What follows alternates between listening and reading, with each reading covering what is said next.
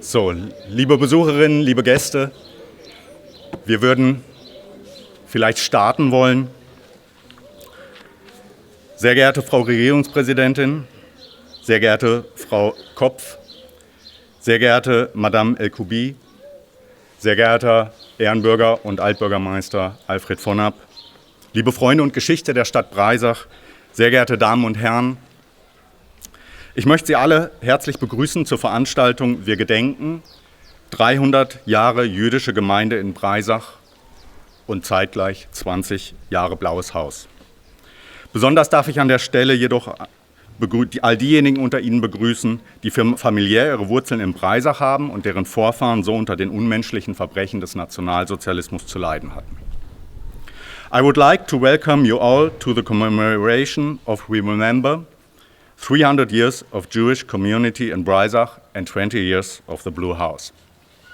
At this point, however, I would like to extend a special welcome to all of you who have family roots in Breisach and whose ancestors had to suffer so much from the inhumane crimes of the National Socialism. Die Erinnerung darf nicht enden. Sie muss auch künftige Generationen zur Wachsamkeit mahnen. Es ist deshalb wichtig, nun eine Form des Erinnerns zu finden, die in die Zukunft wirkt. Mit genau diesen Worten begründete Bundespräsident Roman Herzog am 27. Januar 1996 den zentralen Gedenktag für die Opfer des Nationalsozialismus. Seine Aussage hat Jahrzehnte danach noch unvermindert Gültigkeit. Vielleicht heute sogar noch mehr als damals. Während damals die Europäische Union im Wachstum und von Euphorie begleitet war, müssen wir heute feststellen, dass sich Europa als Erfolgsmodell zur Wahrung des dauerhaften Friedens in einer Krise befindet. In ganz Europa sind rechte Parteien auf dem Vormarsch, populistische und provozierende Wortbeiträge bestimmen die öffentliche Wahrnehmung. Ich denke, wir müssen zwei wesentliche Schlüsse hieraus ziehen. Erstens, jede Generation muss erneut für Werte der Freiheit, der Demokratie und des friedvollen Miteinanders einstehen. Es ist ein Trugschluss und auch gefährlich zu glauben, dass dieser Kampf jemals zu Ende sein wird. Zweitens, wir müssen gesamteuropäisch, sogar auch global, auf allen Ebenen mit allem, was wir haben, die Kräfte bündeln, die für die Wahrung des dauerhaften Friedens und des freundschaftlichen Miteinanders einstehen. Remembrance must not end. It must also remind future generations to be vigilant. It is therefore important now to find a form of remembrance that will have an effect in the future. With these words, Federal President Roman Herzog established the Central Day of Remembrance for the Victims of National Socialism on January 27, 1996. Decades later, his statement still has undiminished validity, perhaps even more so today than it was then. While at the time the European Union was growing and accompanied by euphoria, today we have to conclude that Europe, as a successful model of maintaining lasting peace, is in crisis. Right-wing parties are on the rise throughout Europe. Populist and provocative speeches determine public perception. I think we have to draw two main conclusions from this. Every generation must stand up again for the values of freedom, democracy, and peaceful coexistence. It is a fallacy and dangerous to believe that this struggle will ever end. We must unite pan-European at all levels with all we have, the forces that stand for the preservation of lasting peace and friendly coexistence. Und hier wird die Bedeutung dieses Anlasses, dieser Begegnungswoche, die Arbeit des Blauen Hauses auch deutlich. Die Erinnerung an 300 Jahre jüdische Gemeinde in Breisach gehört zur Erinnerungskultur in Breisach am Rhein. Dieser 3 Jahrhunderte wollen wir heute in besonderer Weise gedenken. Die jüdische Gemeinde in Breisach lässt sich bis 1640 zurückverfolgen, mitten in die Zeit des 30-jährigen Krieges. Über 300 Jahre hinweg lebten Juden ganz selbstverständlich inmitten der weitgehend christlich geprägten Bevölkerung in Breisach und sind ein nicht wegzudenkender Teil der Breisacher Stadtgeschichte. Im Laufe des Zweiten Weltkriegs fand die Geschichte der jüdischen Gemeinde durch die verbrecherische Deportation ein abruptes Ende. Ein wichtiger Faktor der Erinnerungskultur in Breisach ist die Gedenk- und Bildungsstätte für die Geschichte der Juden am Oberrhein im Blauen Haus, die nunmehr schon seit 20 Jahren währt. Das Blaue Haus leistet eine herausragende Bildungsarbeit am authentischen Ort, im ehemaligen jüdischen Gemeindehaus, und hat in 2 Jahrzehnten unzählige Begegnungen ermöglicht und überaus aktiv an das Leben der jüdischen Gemeinden, an das Zusammenleben von Christen und Juden sowie an das gewaltsame Ende während des Nationalsozialismus erinnert. Das Blaue Haus hat dadurch seit über 20 Jahren zur Wachsamkeit gemahnt und tut dieses gegenwärtig weiterhin. Das Blaue Haus wirkt somit weiter in die Zukunft. Zum heutigen Anlass möchten wir ein kleines, aber besonderes Geschenk an den Verein überreichen. Im Juli 1937 signierte und überreichte Michael Eisenmann das Buch Geschichte der Juden in Deutschland von Ismael Ellbogen. Unser früherer Stadtarchivar Uwe Fahrer hat dieses bei seinen Recherchen aufgetan und für die Stadt erworben. Wir möchten den heutigen Tag auch zum Anlass nehmen, dieses kleine Geschenk dem Blauen Haus zu überreichen. Ich habe den Nachfahren der Familie das Buch gerade, ich konnte nicht widerstehen, das ist auch, als ich sie kennengelernt habe, auch gerade die Inschrift schon gezeigt. Die Frau Walesch-Schneller, Sie haben mir gerade mitgeteilt, auch dieses Buch hat Michael Eisenmann entsprechend dann auch vielen jüdischen Menschen dann eben auch auf den Weg mitgegeben, als sie Breisach verlassen haben. Vielleicht die Inschrift lese ich kurz einmal vor. In Träumen gedenken und guter Erinnerung, Michael Eisenmann, Kantor, Breisach im Juli 1937. And here the importance of the occasion, this week of meeting the work of the Blue House becomes clear. The commemoration of 300 years of Jewish community in Breisach and at the same time 20 years of Blue House is part of the culture of remembrance in Breisach am Rhein. Today we want to commemorate these 3 centuries in a special way. The Jewish community in Breisach can be traced back to 1640 in the middle of the time of the 30-Year Wars. For more than 300 years, Jews lived as a matter of course in the midst of the largely Christian population in Breisach and are an indispensable part of Breisach's history. In the course of the Second World War, the history of the Jewish community in Breisach came in an abrupt end to the criminal deportation. An important factor in the culture of remembrance in Breisach is the Memorial and Educational Center for the History of the Jews on the Upper Rhine in the Blue House, which has now been working for 20 years in the sense of the statement of President Herzog into and for the future. The Blue House performs outstanding educational work at the authentic location, in the former Jewish Community Center, and in 2 decades has made countless encounters possible and has been extremely active in reminding people of the life of the Jewish communities, of the coexistence of Christians and Jews, and of the violent and during National Socialism. In this way, the Blue House has reminded people to be vigilant for over 20 years and continues to do so today. The Blue House have an effect in the future. On this occasion, we would like to present a special gift to the association today. In July 1937, Michael Eisenmann signed and presented the book History of the Jews in Germany by Ismael Ellbogen. Our former registrar, Uwe Fahrer, uncovered this book during his research and acquired it for the city. We would like to take today as an opportunity to present this book to the Blue House. Im Namen der Stadt Breisach am Rhein beglückwünsche ich das Blaue Haus zu 2 Jahrzehnten seines Bestehens und ich wünsche ihm alles Gute an der Stelle. On behalf of the city of Breisach am Rhein, I congratulate the Blue House on 2 decades of existence and wish it all the best for its future. Thank you very much. Vielen Dank.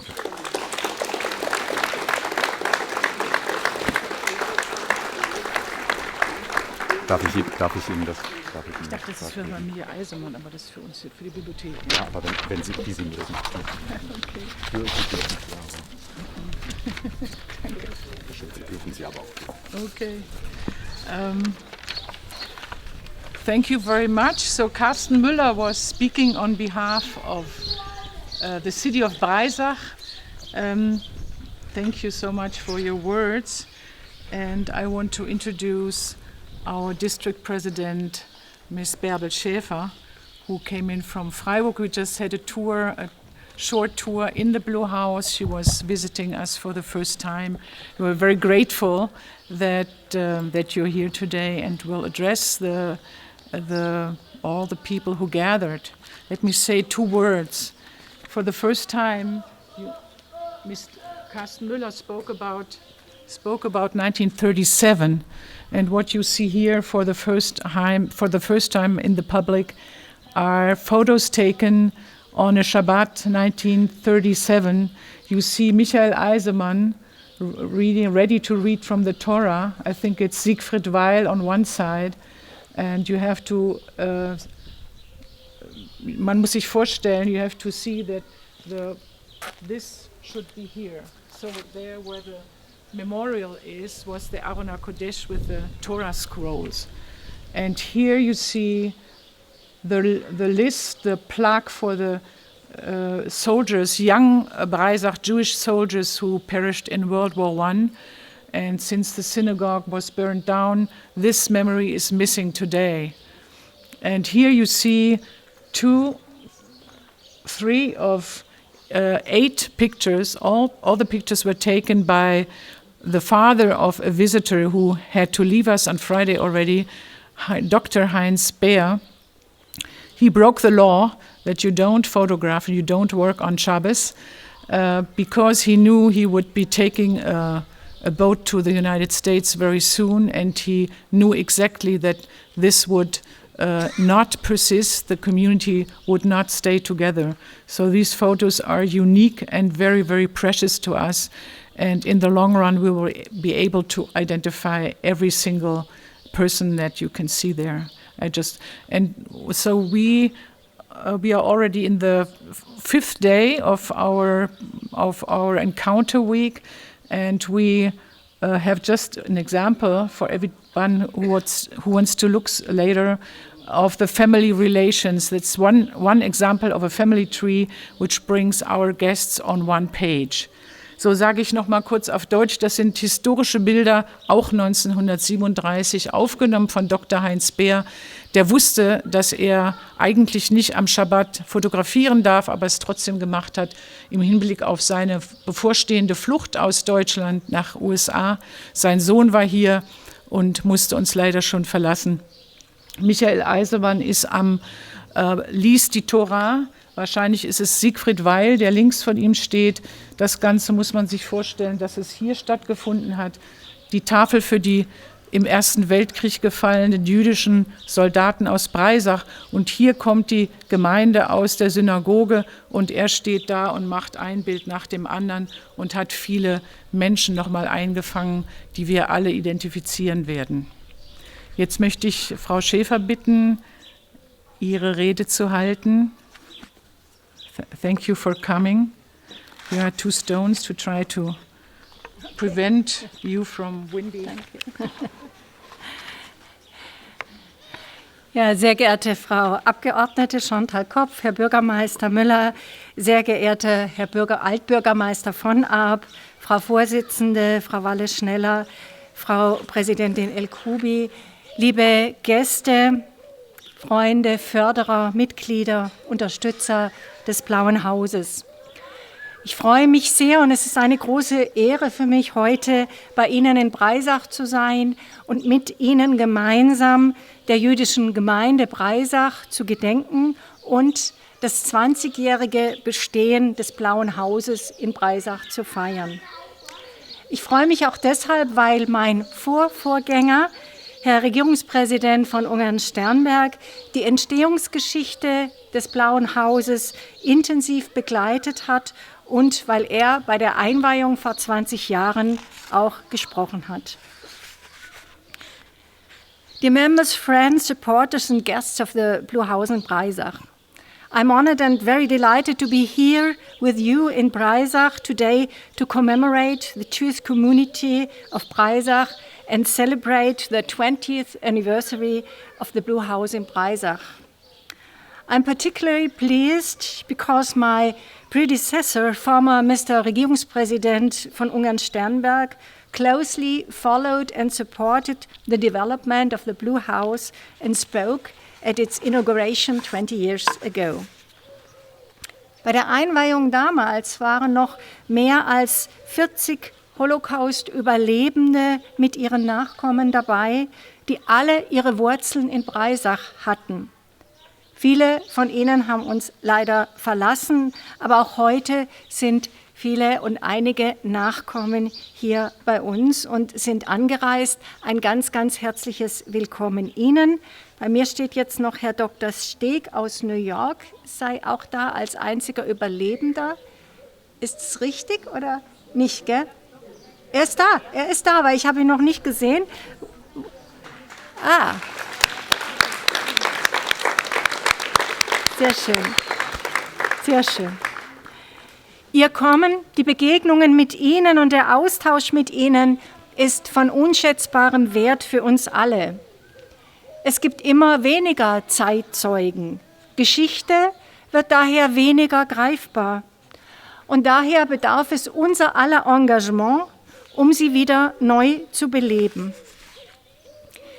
During the inauguration back then, more than 40 Holocaust survivors and their descendants, all of whom had their roots here in Breisach, were present. Unfortunately, we lost many of them since then, but today one Holocaust survivor is with us. It's a great honor that you, Dr. Steg, visiting from New York, and you as descendants have traveled here for the week of encounters. We very, very much appreciate your participation and the exchange with you. The number of eyewitnesses is decreasing. As a consequence, history becomes less tangible, and therefore it requires the commitment of all of us to continuously revitalize it.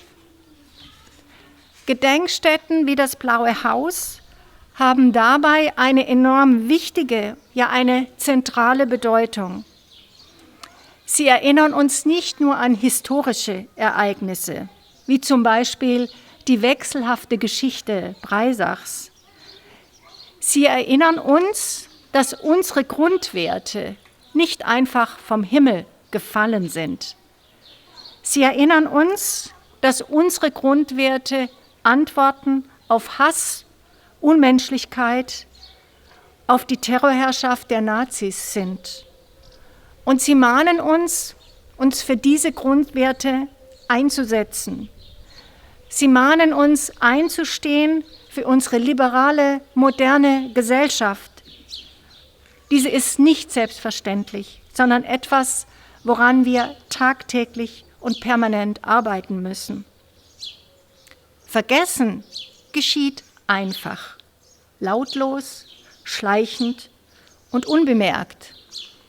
Erinnern aber bedarf einer aktiven Entscheidung. Memorials like the Blue House hold a crucial and central significance. They do not only remind us of historical events, such as the changing history of Breisach. They also remind us that our fundamental values didn't simply fall from the sky. They remind us that our fundamental values are responses to hatred, inhumanity, and the Nazi regime's reign of terror. And they urge us to stand up for these fundamental values. Further, they remind us to stand up for our liberal, modern society. This is not something to take for granted, but rather something we must work on daily and continuously. Forgetting happens easily, silently, gradually, and unnoticed. However, remembering requires an active decision. Diese aktive Entscheidung zu erinnern ist gerade heute sehr wichtig. Unsere Gesellschaft ist aktuell mit mehreren Krisen zugleich konfrontiert. Auswirkungen der Corona-Krise, Flüchtlingskrise, Ukraine-Krise, Klimakrise. Das bedeutet eine große gesellschaftliche Herausforderung. Und diese Krisen und Herausforderungen sind leider ein Nährboden für Verschwörungstheorien und leider auch für Antisemitismus. Das zeigen unter anderem die aktuellen Zahlen antisemitisch motivierter Vorfälle in Deutschland. Gerade in solchen Zeiten ist Erinnerungsarbeit wie die des Blauen Hauses besonders wichtig für den Zusammenhalt unserer Gesellschaft. Wir dürfen nicht zulassen, dass ein Keil zwischen uns getrieben wird. Gedenken ist aktuell. Und deshalb haben wir auch als Land die Mittel für die Gedenkarbeit der Landeszentrale für politische Bildung seit 2011 mehr als verzehnfacht. Und diese Arbeit konnte ja auch, oder diese Gelder konnten auch Ihre Arbeit hier begleiten. Making the active decision to remember is particularly pivotal today. Our society is currently facing multiple crises: the COVID crisis, refugee crisis, Ukraine crisis, and the climate crisis. They represent significant social challenges. Unfortunately, these crises and challenges also provide fertile ground for conspiracy theories and, regrettably, for anti-Semitism. This is evident in the current numbers of anti-Semitic incidents in Germany. And especially in times like these, the work of remembrance, such as that carried by the Blue Haus, is vital for social cohesion. We must not allow a wedge to be driven between us. Remembrance is relevant in the present. That is why the Land Baden-Württemberg has increased funding for commemorative work by the Center of Political Education by more than tenfold than since 2011. The center has continuously assisted you as a support association. Das Blaue Haus ist lebendige Gedenkstätte und Bildungsstätte. Ihr Engagement im Bereich Bildung und Vermittlung, liebe Frau Welzek, ist besonders wichtig.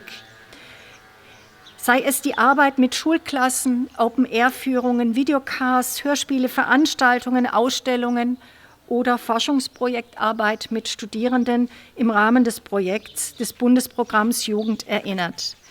Denn um Gedenken lebendig zu halten, brauchen wir die Perspektive der Jungen. Gedenkkultur muss zu unserer heutigen Gesellschaft passen. Sie muss modern sein. Sie muss die junge Generation ansprechen. Und Sie als Akteurinnen und Akteure im Förderverein leisten all das. Sie beziehen das Erinnern auf das Hier und Jetzt und schaffen Raum für Begegnungen. Und das auch grenzüberschreitend mit unseren französischen Freunden. Damit leisten Sie einen wichtigen Beitrag, um Rassismus und Antisemitismus entschlossen entgegenzutreten. Lassen Sie uns auch heute gemeinsam erinnern. Das, was passiert ist, darf nie wieder geschehen.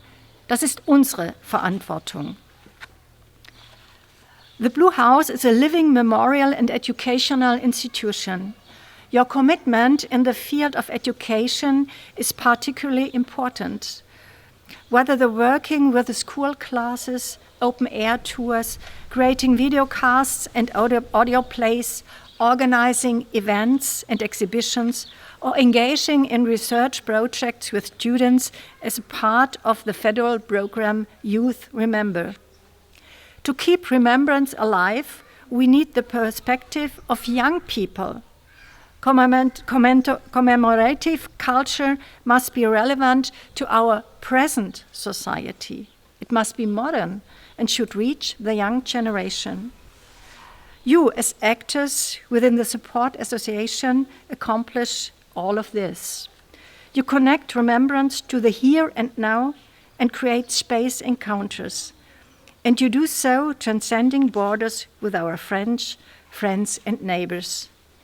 In doing so, your contribution is crucial to resolutely opposing racism and anti-Semitism.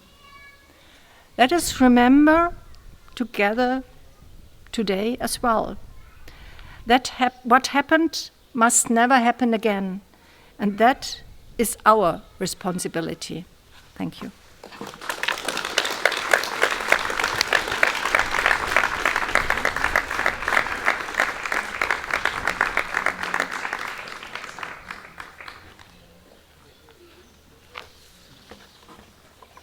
Thank you very much. Vielen, vielen herzlichen Dank für Ihre Ansprache, Frau Schäfer. Ich möchte Frau Chantal Kopf, Mitglied des Bundestages und heute hier bei uns, vielen Dank, bitten.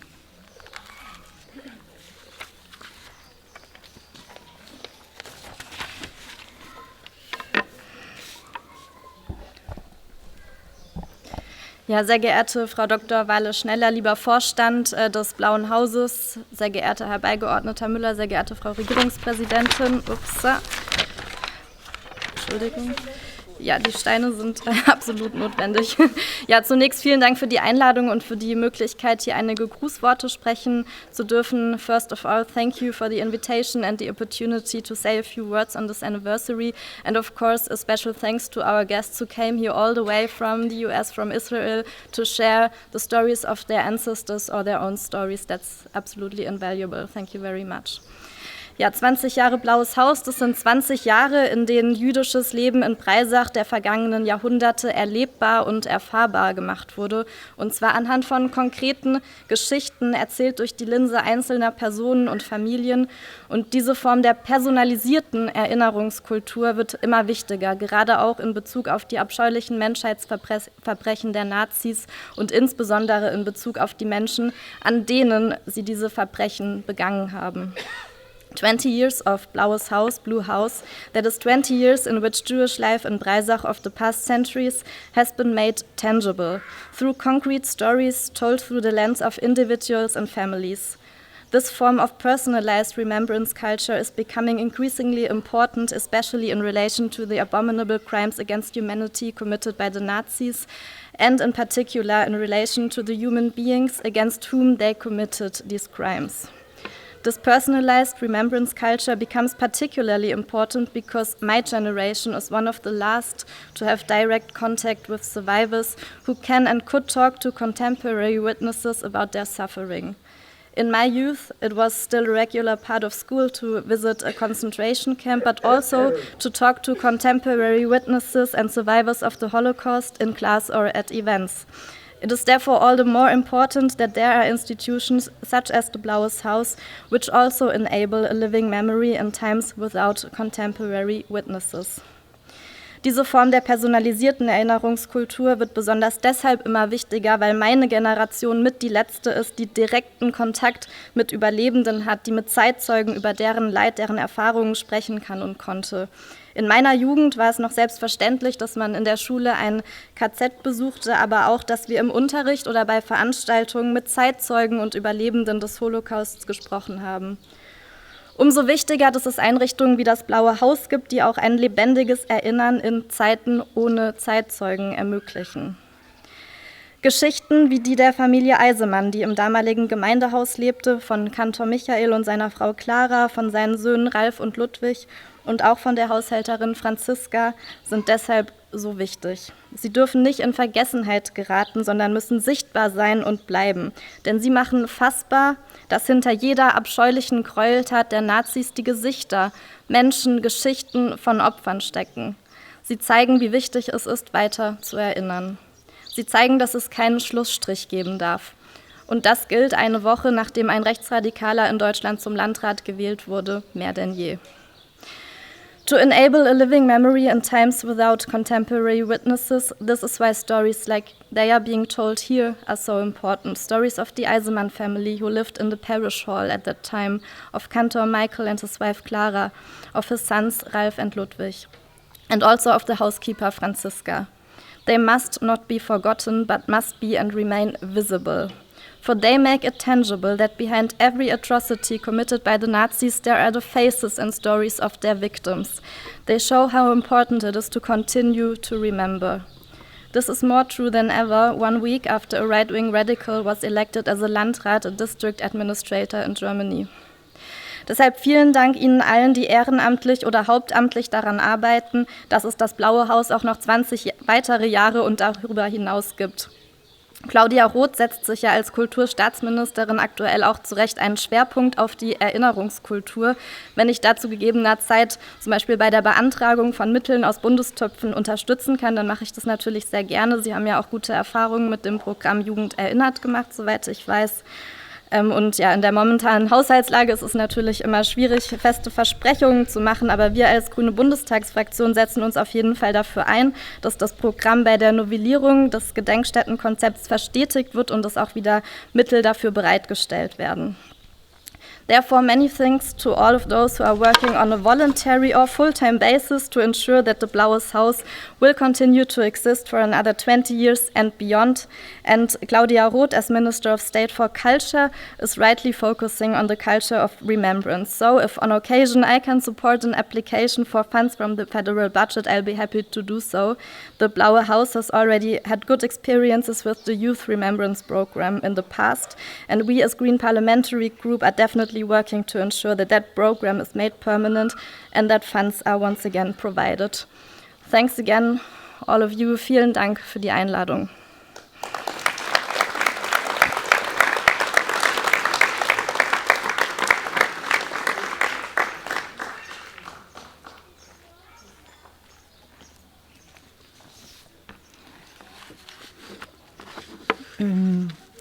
Frau Kopf ist ja Mitglied des Bundestages für die Grüne Partei. I want to add that Ms. Kopf is in the parliament in Berlin for the party The Green. And at this point I also want to warm-heartedly welcome Gernot Erler and his wife, who was a long-term member of parliament in Berlin, and he was in the position of a Secretary of State, Associated, Staatsminister auf Deutsch, ja, zuständig für die Beziehungen nach Osteuropa und Russland, especially dealing with the relations to Eastern Europe and Russia. Thank you very much for coming. Gernot Erler is representing today the group of the board, like the scientific board of the Blaues Haus, and we are very grateful that he's here. Now I want to welcome Weil-Elkouby, a friend, a descendant also of Breisach Jewish families. We found out new names every time we talk, almost. And she is rather new in the position of the president of the Association Route du Judaïsme Rénon in Strasbourg. And thank you for coming. Françoise ist vielen schon bekannt. Françoise Elkouby ist aber neu in der Position, folgt auf Professor Freddy Raphael nach, der häufig gesprochen hat bei wichtigen Veranstaltungen und ist neu in der Position der Präsidentin.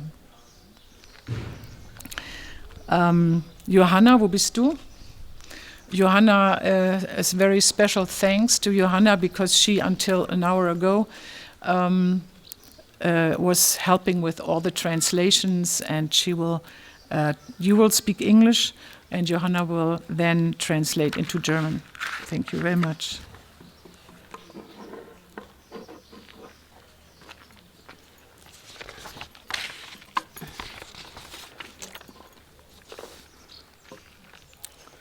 Thank you, Christian.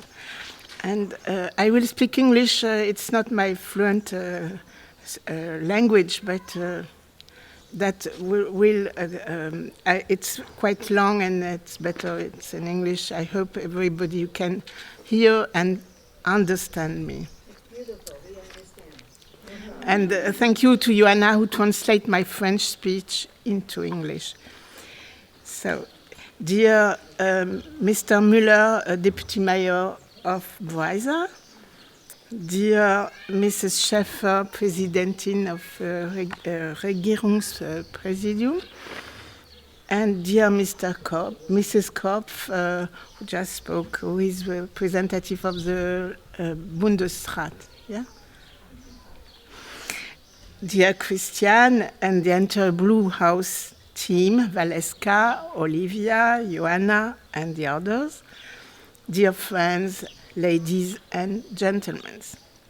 It is with great joy and emotion that I address you today on behalf of the association Les Routes du Judaïsme Rénon, celebrating the 20th anniversary of the Blaues Haus Breisach Center of Jewish Memory is an opportunity to pay tribute to this exceptional institution, which has played a vital role in the preservation and transmission of Jewish heritage, as it has already been developed before. I must tell you, dear Christian, how honored I am to participate in this remarkable meeting, which marks an important stage in the construction, year after year, of this multifaceted project represented by this House of Memory and all the activity that emanate from it. One of the most important achievements has to be the reunion, the gathering of this great Jewish family of Breisacher, elder and descendants. And I hope to meet, I'm very happy to meet you all here. You have succeeded with great foresight and commitment in creating not only a meaningful and tangible place, but also a huge network of people now linked to Breisacher with affection. Congratulations and all my respect. For 2 decades, the Blaues Haus has been committed to telling the story of Jewish families in this beautiful history town on the banks of the Rhine, preserving evidence of the past and working to make present and future generations aware of the atrocities committed by the Nazi regime from 1933 to 1945.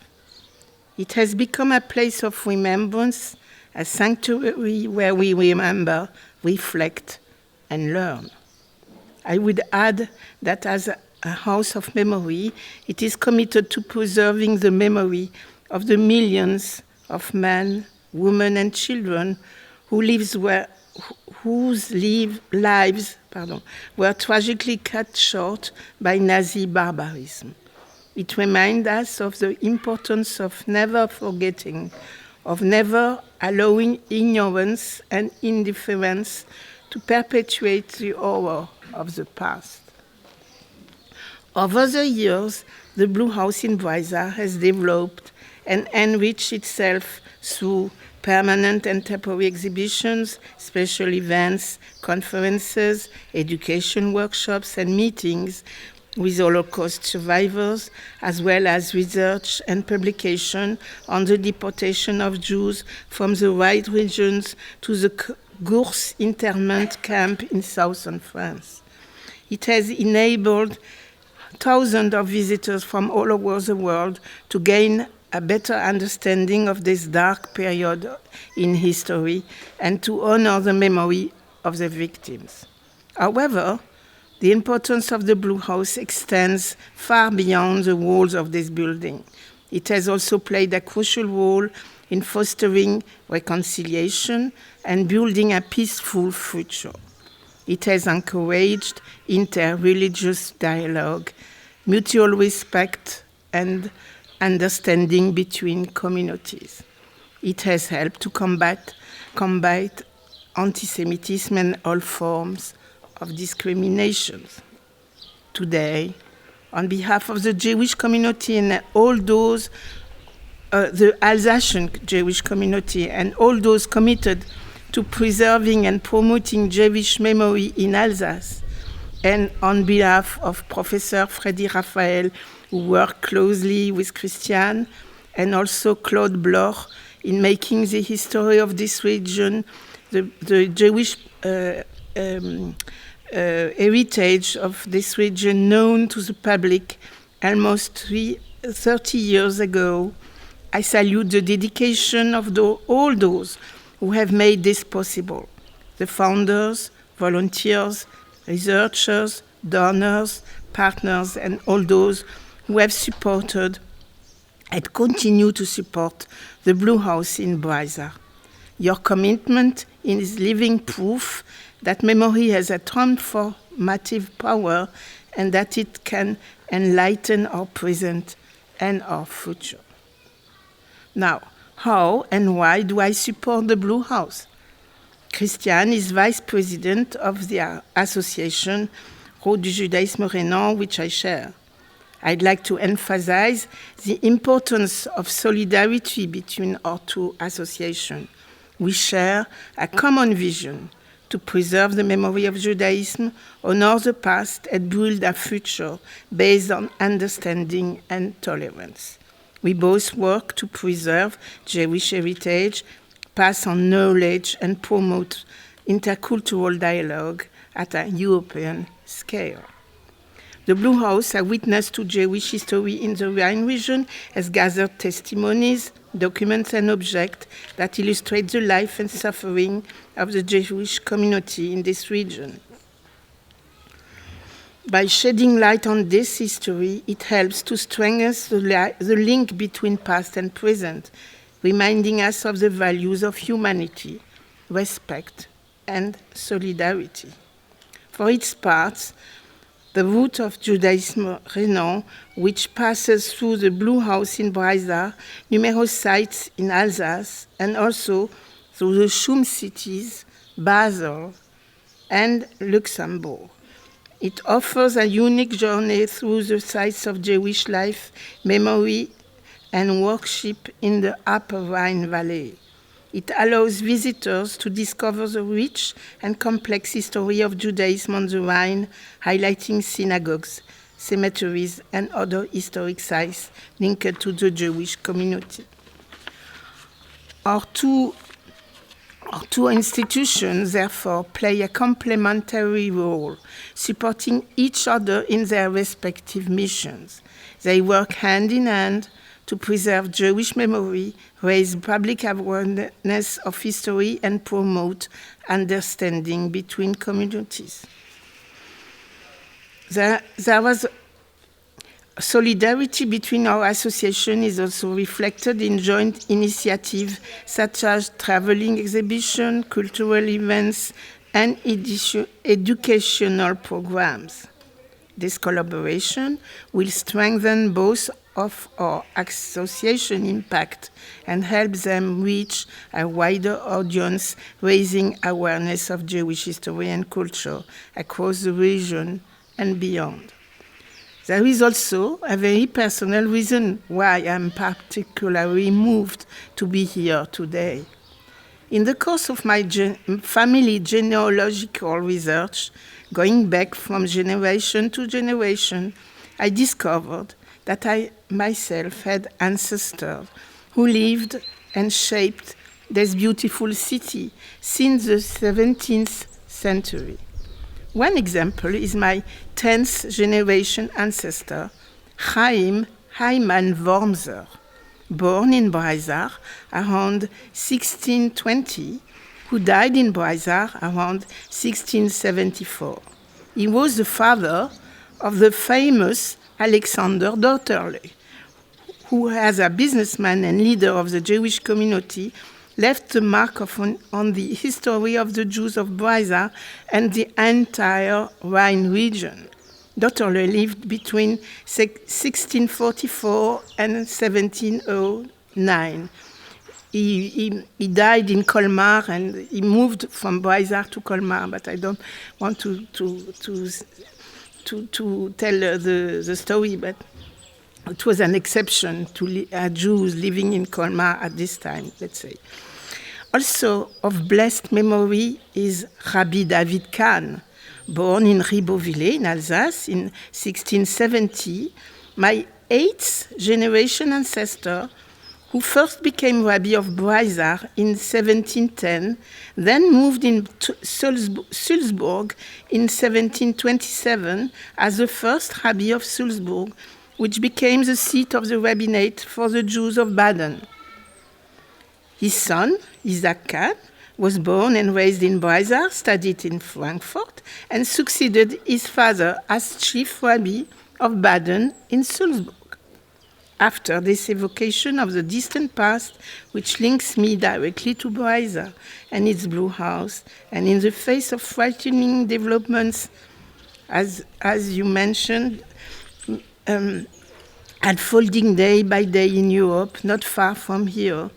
I invite you to look to the future with confidence and determination. May the Blaues Haus continue to be a beacon of knowledge, education and tolerance, reminding the world of the importance of memory, justice and peace. I would like to express my gratitude to Christian and to all those who help organize this gathering.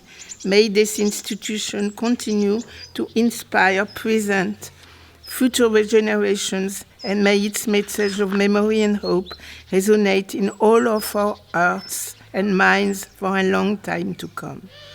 Thank you, all of you.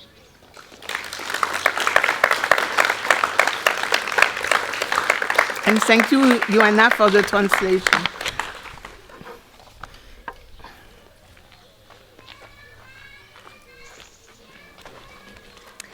Es folgt nun eine kurze Zusammenfassung der Rede auf Deutsch.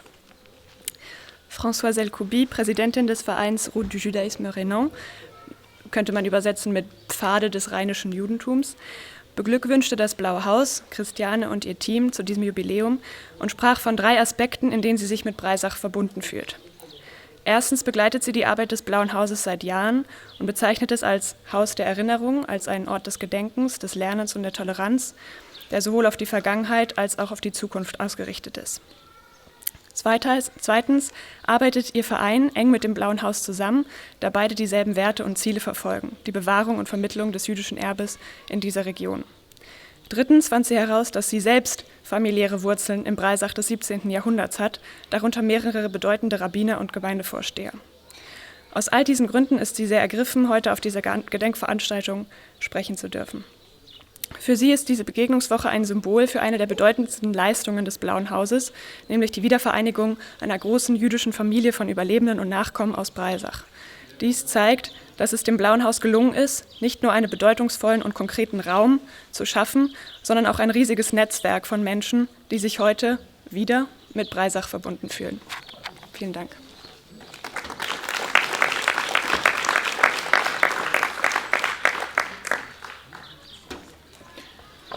Vielen Dank, liebe Johanna, für die kurze, präzise Zusammenfassung. Ich möchte noch Bernhard Reuter begrüßen. Wo ist er? Unser Beirat, der in Colmar lebt und in Straßburg arbeitet. Seine Mutter litt unter der Annektierung des Elsass und wurde inkorporiert in die Nazi-Institutionen. So another member of our scientific committee is way back there, Bernhard. Bernhard Reuter, who lives in Colmar and teaches in Strasbourg, and his mother was one of those many who was incorporated into Nazi organizations in annexed Alsace. Professor Wolfram Wette wollte gerne heute hier sein und hat uns ein Grußwort geschickt, leider, weil er sich vorgestern ins Krankenhaus begeben musste. Er ist unserer Arbeit sehr verbunden. Viele kennen ihn von seiner Arbeit in Waldkirch, wo er aktiv in einer Gruppe arbeitet, aber auch durch viele Zeitungsartikel, viele Bücher, viele Kommentare. Jetzt möchte ich Florian Kemmelmeier vorstellen, der heute Nachmittag und morgen noch eine Rolle spielen wird. Er ist heute Morgen aus Berlin angereist und er wird das Grußwort von Professor Wette sprechen auf Deutsch und auf Englisch. So, Professor Wette is ill. He had to be taken into the hospital and cannot be here, but he wrote something he wants to bring to you all. And Florian Kemmelmeier arrived this morning from Berlin. He's going to moderate our discussion this afternoon and tomorrow morning. A longtime friend. He was teaming the 2003, 20 years ago, Sommerlager Aktion Sühnezeichen, the summer camp. How many were we? 20? 10 young people came, mostly from Eastern Europe, and did hands-on work for the renovation of the Blue House and worked on the Mackenheim Cemetery. So Florian will read what Professor Wolfram Wette, whom we all, I'm sure, wish all the best for his health. He's going to read the Grußwort and the translation also. Thank you, Florian.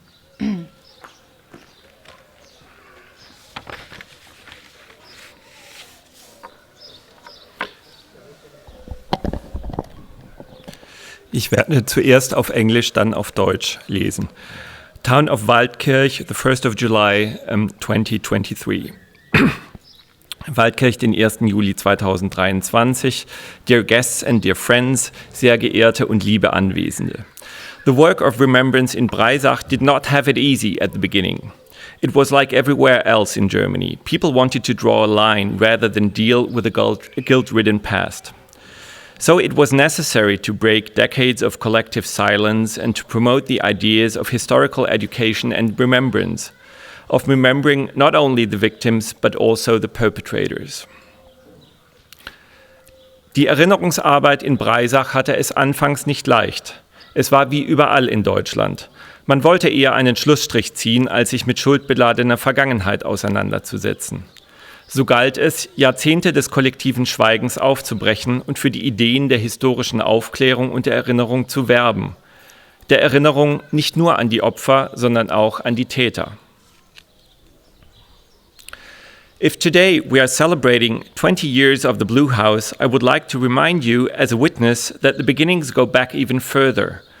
Already in the 1990s, we considered together how to win over the mayor and the municipal council for the project of a memorial site.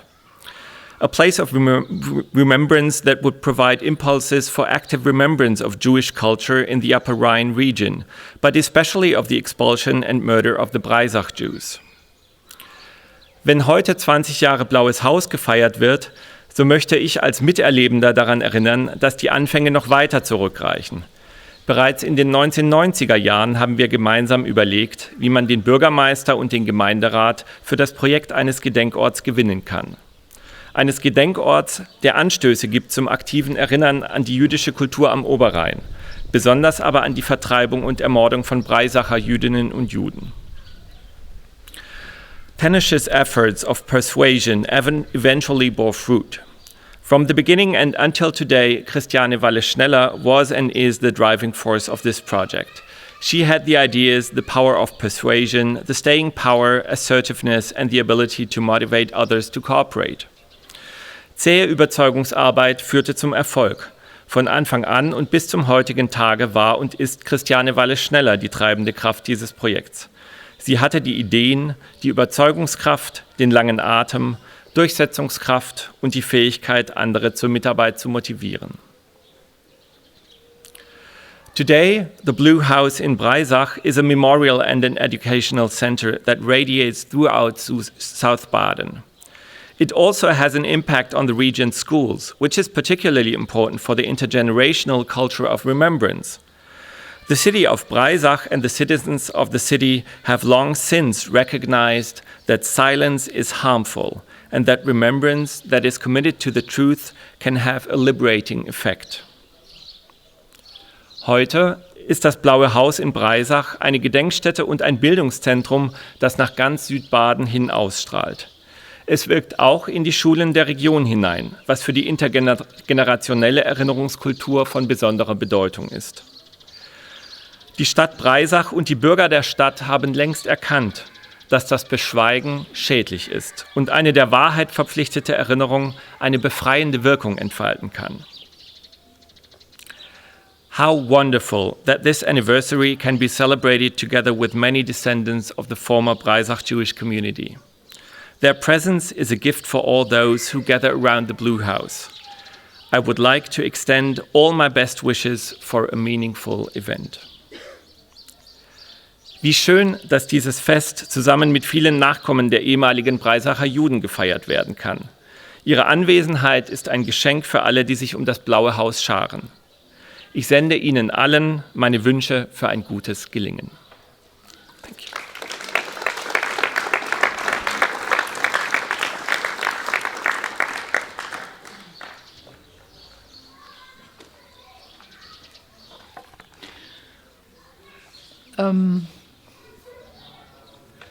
Ich fand es eine sehr schwierige Aufgabe, zu überlegen, wer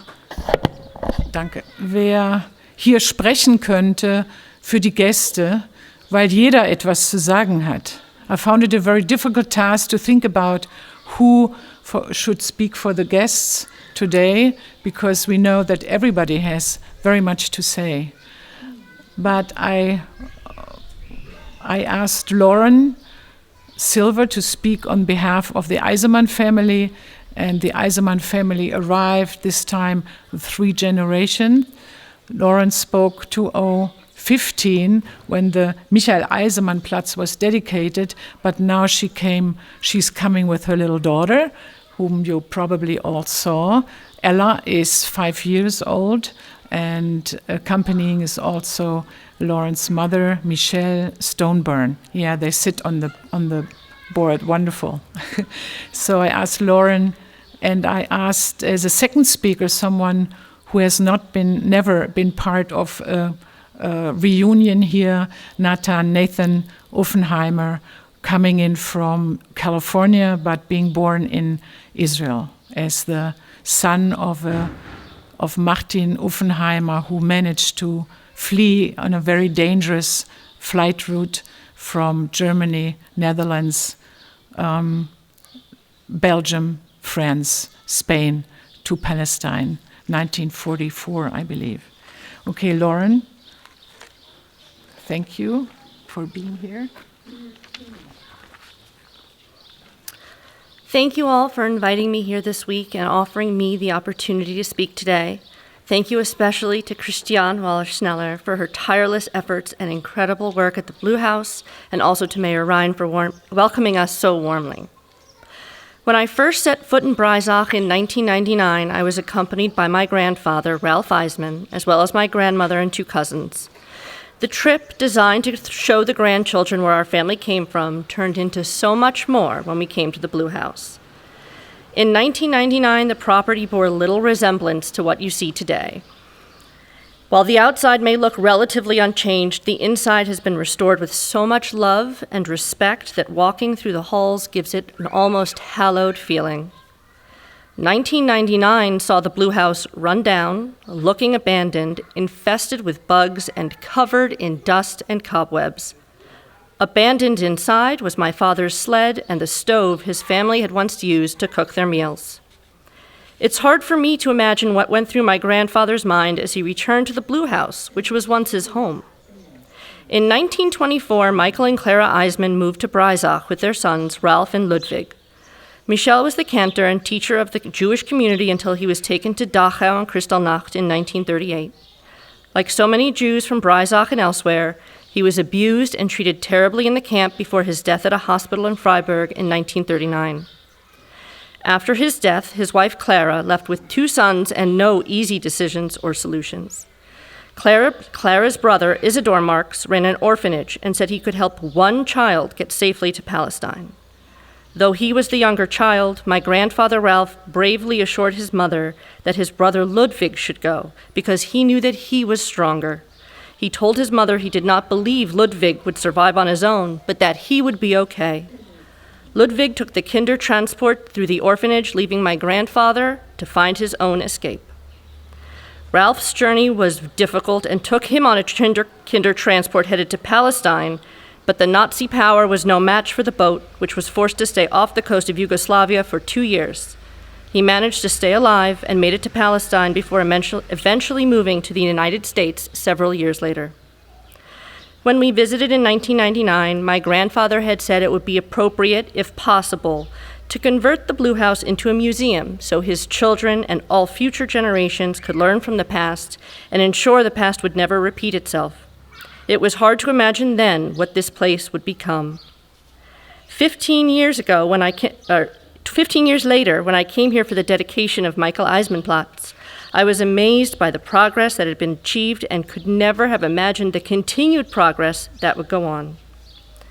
My grandfather died in 2011, so while he never saw the dedication of Michael Eisman Platz, he was well aware of the progress underway at the Blue House. That said, I don't think he could have envisioned this in his wildest dreams. This trip is especially significant to me for several reasons. First, and I brought an extremely important person on this trip, you've likely seen the bouncy 5-year-old bringing joy to every room. Her name is Ella, and she is my daughter, Ralph's great-granddaughter, and Michael's great-great-granddaughter. I know it's extremely meaningful to me to have her here and begin to introduce her to our family's history, and I trust that somewhere my grandfather is grinning. Second, as I mentioned, Ralph had an older brother who also escaped from Breisach, Ludwig. Until this week, I had never had the opportunity to meet anyone from that part of the family. But this week has brought Eyal Barzilai, my second cousin and Ludwig's grandson, offering the opportunity for our family to grow and grow closer. The Blue House group, as I am referring to the group of us who have become, because of our ancestral ties to Breisach, they have increasingly become extended family. On each trip, we find new connections, new ways we are all linked, both by our families and our current geography, and are in essence recreating a new Breisach Jewish community. I currently live in the United States, specifically Florida, where an increasing number of anti-Semitic incidents have been reported. Hate against Jews and other minority communities is on the rise in many places. That makes the Blue House and its work that much more important in 2023. The work and education of the group led by Christian may be just one small drop in the ocean of effort that it will take to eradicate hatred, but the steps are so meaningful and important that they fill my soul with hope. Anti-Semitism may never disappear, and hate will always exist. But this gathering and the work of the Blue House proves that love, family, and community will always win.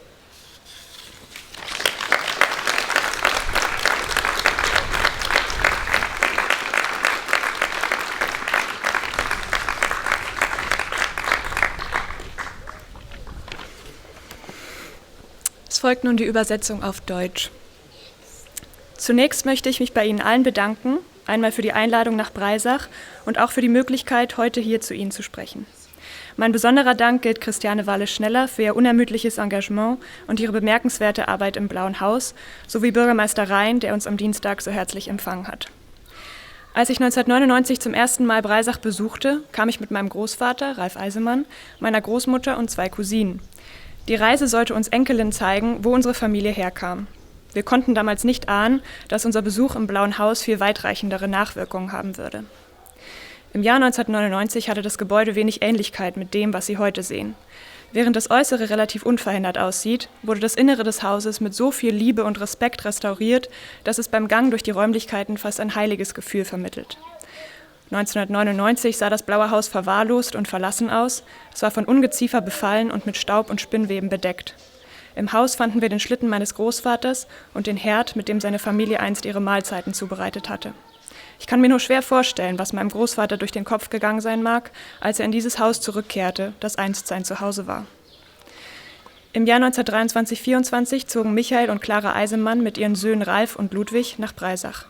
Michael war Kantor und Lehrer der Jüdischen Gemeinde, bis er in der Reichspogromnacht 1938 nach Dachau deportiert wurde.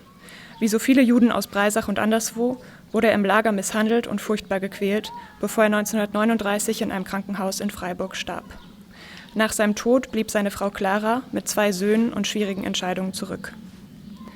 Claras Bruder, Isador Marx, leitete ein Waisenhaus und bot an, einem ihrer Söhne zu helfen, sicher nach Palästina zu gelangen. Obwohl er der Jüngere war, versicherte mein Großvater Ralf seiner Mutter tapfer, dass sein Bruder Ludwig gehen sollte, weil er wusste, dass er selbst, Ralf, stärker war.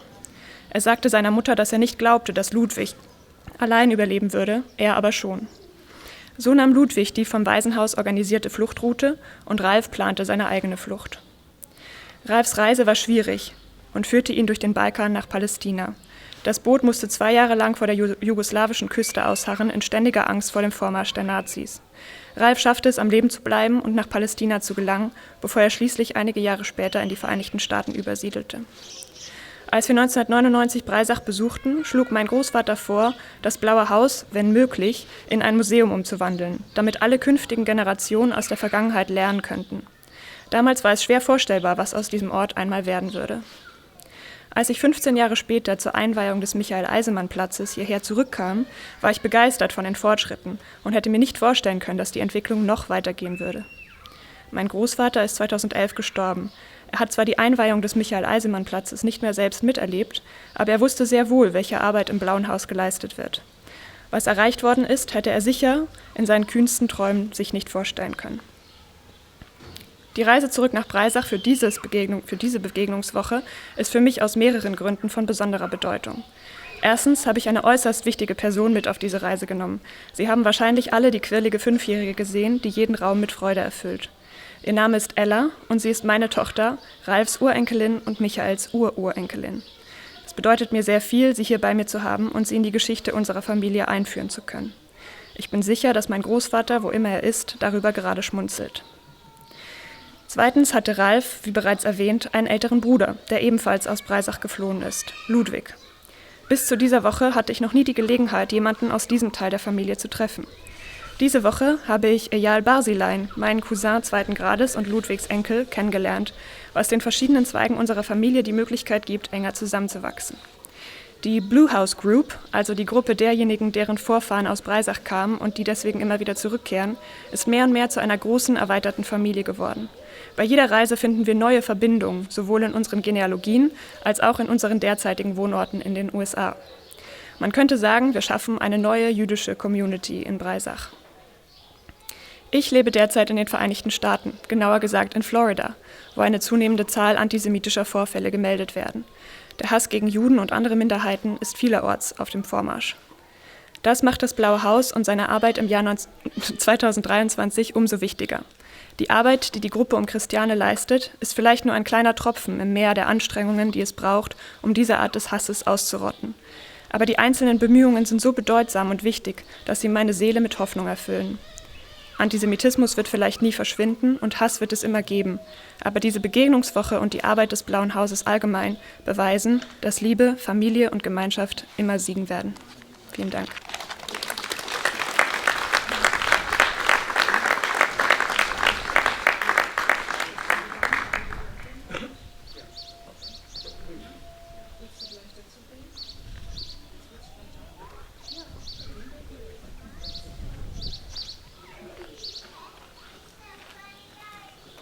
Jetzt geben wir das Mikrofon an Nathan Uffenheimer.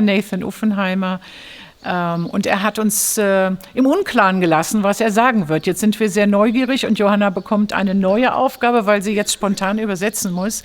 So Nathan didn't share with us so far what he wants to say, and Johanna is going to do her best to translate.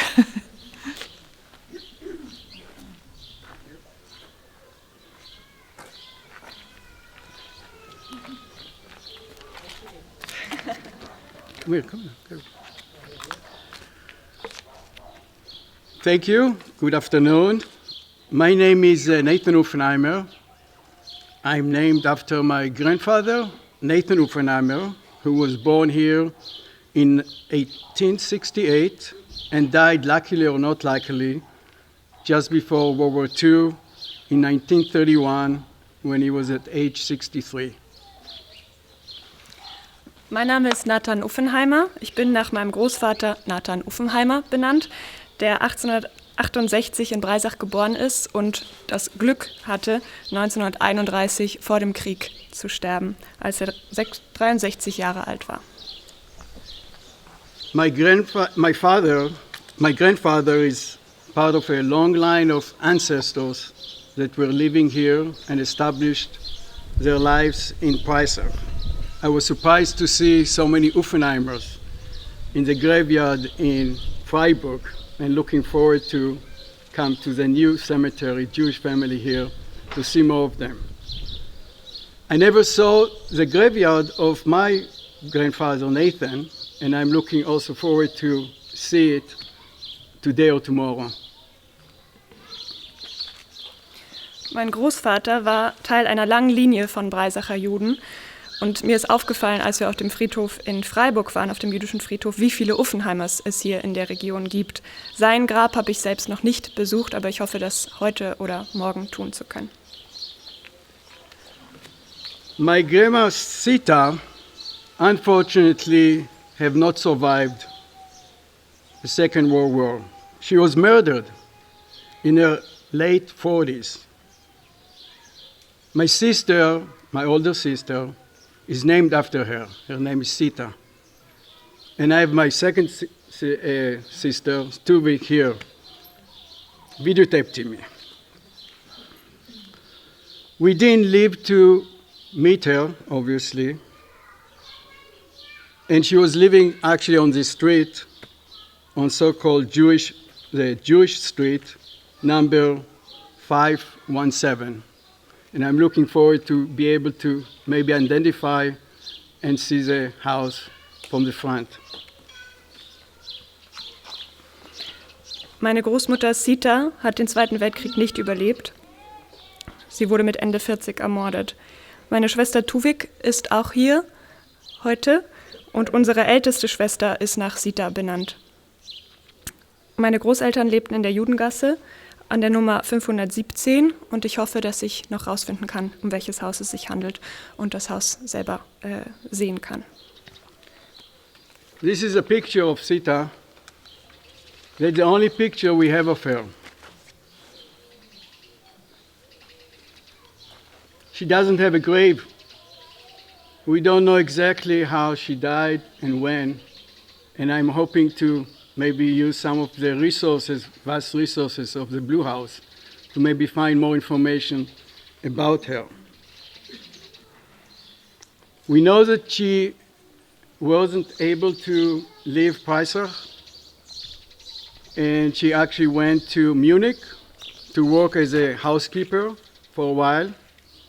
Unfortunately, the Nazis came and wound up her together with other Jews, and she was sent horribly to Riga, and she was put in a line, and she was shot, and she fell into probably mass grave. No more, we don't know more about it. Probably it was when she was, as I said, in her late 40s, so young. Das Foto, das Sie gesehen haben, ist das einzige Foto seiner Großmutter Sita. Sie hat kein Grab und wir wissen nicht genau, wann und wo sie gestorben ist. Sie konnte nicht aus Breisach fliehen. Sie ist nach München gegangen und hat dort als Haushälterin für eine Weile gearbeitet. Sie wurde dann von dort deportiert, vermutlich nach Riga, wo sie nach unserem jetzigen Wissensstand erschossen wurde und vermutlich in einem der vielen Massengräber liegt. I would like to dedicate my little talk here in her memory. She was a loving mother. After Kristallnacht, she was able to get my father out of Breisach into the Netherlands. His older brother, my uncle Benno, was able to go to England and afterward to Israel and became a very famous professor for the Bible. And my father's little sister, my aunt Rosie, she was able to get out to Switzerland and then made it to Israel.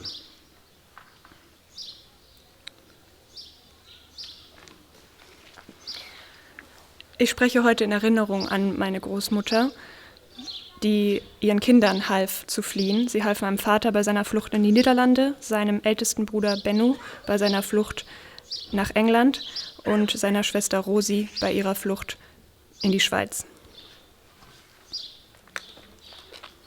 In Israel, we used to commemorate the Shoah Day by starting the day by standing up for a few minutes and thinking about what happened, and then toward the end of the day.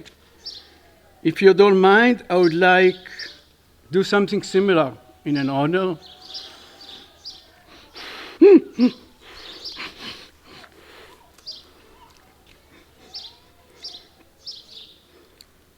In honor of my grandmother. And if you don't mind, stand up, who can, for maybe half a minute. Just think about her. Really appreciate it. Er möchte gerne eine Gedenkminute für seine Großmutter machen, wie es in Israel am Shoah-Gedenktag gemacht wird.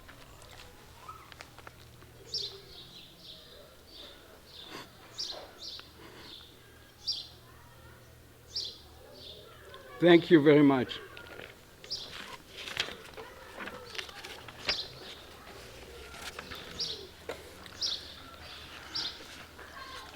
My father, Martin Uffenheimer, was born in Breisacher in 1922. He didn't talk much about Breisacher. We don't know if it's because it was too painful for him, or maybe because we as kids didn't ask him.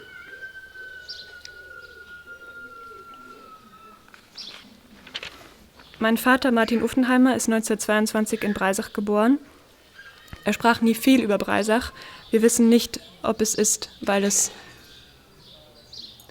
ihm zu viel Schmerzen kostete oder ob es ist, weil wir ihn nie gefragt haben. But he had always his German characters in him. He always liked Kartoffelsalat and Cremeschnitt. I always sneaked in and ate those things. I know that he was a lifeguard here. Interesting enough, we had a swimming pool near our house. He always told me, when I jump into the water, first warm my heart here with cold water. Nobody knows this story, but when we talked about it and talked with the students here, they knew the story here.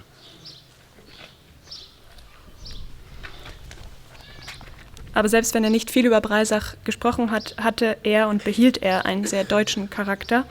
Er liebte Kartoffelsalat und er erzählte uns, dass er hier im Schwimmbad oder im Freibad gearbeitet hat und brachte seinen Kindern und seinen Enkelkindern bei, dass man, bevor man ins Wasser springt, ins kalte Wasser, immer erstmal die Region um das Herz etwas mit Wasser kühlen sollte.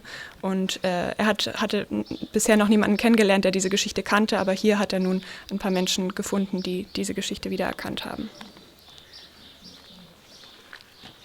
I'm quite surprised that he didn't talk about Breisacher, because when we came here, it's such a wonderful village. The birds is flying, and when I'm walking here, I'm trying to imagine him living here, and it's kind of mixed feeling about it. When he was 16, right after Crystal Night, as I said, he fled to the Netherlands, and he was accepted to be as apprentice in a farm to learn the trade. Nathan ist überrascht, dass sein Vater nie über Breisach gesprochen hat, denn nun, dass er hierher kommen konnte, sieht er, was für eine schöne Stadt es ist. Und wenn er herumläuft, dann versucht er sich vorzustellen, wie sein Vater hier in den Straßen herumlief. Und es bleibt ihm ein sehr ambivalentes Gefühl. Sein Vater konnte, wie schon erwähnt, in die Niederlanden zuerst fliehen und dort in einem Hachschara-Lager, in einem Lager zur Vorbereitung auf die Emigration nach Palästina, sein Wissen erlernen, das er dort brauchen würde. Sadly, the Nazis also went and captured the Netherlands, and eventually he was imprisoned with other Jewish people, and he was sent into a concentration camp in Westburg. He was trying to escape 2 times and failed, was put into prison and somehow got out of it, and the 3rd time he was able to escape, and there is a great book about it written by his friends that also escaped bravely out of this camp. Nachdem die Niederlande von den Nazis besetzt wurden, kam er in das Lager Westerbork. Er unternahm 2 gescheiterte Fluchtversuche und kam ins Lagergefängnis, aus dem er irgendwie wieder rauskam. Beim 3. Mal gelang ihm die Flucht zusammen mit einem Freund, der darüber später ein Buch geschrieben hat. He was in the underground. He had a lot of connections with various people that helped other Jewish people be saved. For example, in the camp, when there was a list of people being transported to the East European countries, he used to go into the train, even though he wasn't on the list. And then when the Gestapos whistled and wanted the train to start going, he would give other people a badge, fake badge of the Gestapo, and this way he saved many lives. Er war im Widerstand im Lager und hatte ein großes Netzwerk und half vielen Juden aus dem Lager unter anderem bei den tatsächlichen Deportationen durch eine Strategie, in der er und andere in die Waggons mit reingingen und dann einmal drinnen den Menschen dort Armbänder gaben, die sie sozusagen als nicht von der Deportation betroffen markierten, und so konnten sie wieder aussteigen, und somit hat er vielen Menschen das Leben gerettet. As I mentioned, eventually he was able to escape. One thing he told us, that he always had mixed feeling about it, because whoever was able to escape, and there were very few of them, they always tried to punish other people that were there. So they always tried to escape on the day that the train left, once a week. So there's going to be less punishment to the other people. Was er seinen Kindern erzählt hat, ist, dass er gemischte Gefühle über seine eigene gelungene Flucht hatte, weil er wusste, dass jeder Fluchtversuch, dass die Menschen im Lager jeden Fluchtversuch tragen müssten, dafür bestraft werden würden. Und so versuchten sie immer, ihre Fluchtversuche so zu timen, dass sie auf Deportationstage fielen, sodass es nicht auffiel, ob noch 1 oder 2 Personen mehr aus dem Lager verschwunden waren. After my father escaped, as Christiana mentioned, he was able to take the train with fake documents to Belgium, and from Belgium, with the help of righteous people, to France, and from France through the Pyrenees, when it was heavy snow and not too much guidance, to Spain, and then from Spain with a boat to Israel.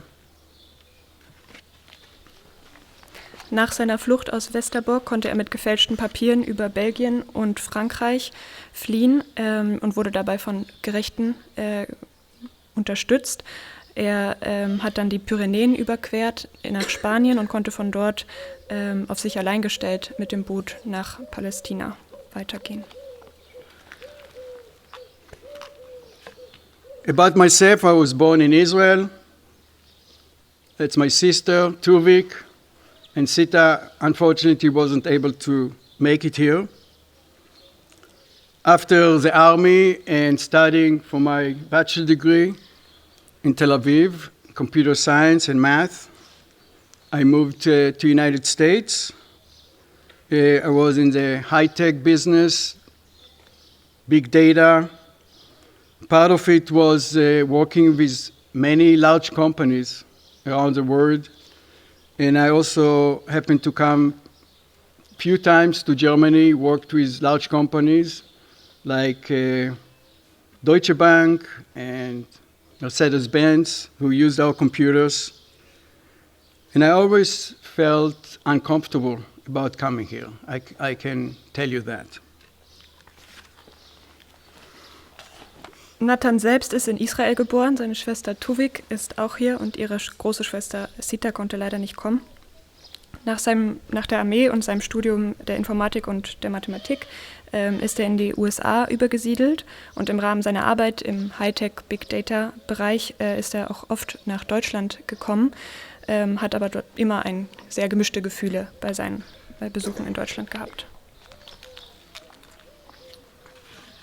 For example, I remember once coming to a hotel where all the rooms were in different places and you had to move from one room to another outside, and it was the winter.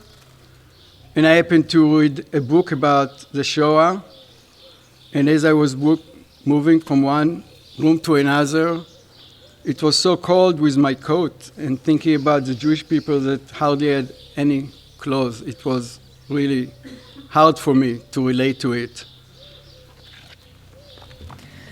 Zum Beispiel erinnert er sich an einen Besuch in Deutschland, wo er in einem Hotel übernachtet hat und er las gerade ein Buch über die Shoah und er lief durch die Kälte und es überkam ihm so ein Gefühl, dass er sich erinnerte oder ihm diese Bilder kamen von den Menschen, die in den Lagern waren und dieser Kälte ausgesetzt waren. I tried to talk with German colleagues from our company and other companies, business associates about the previous generations. I know that I had a very close co-workers that his parents had a lot of properties taken, and he felt ashamed about it, but on the other hand, they still had these properties. So how do you feel about it? Ambivalently.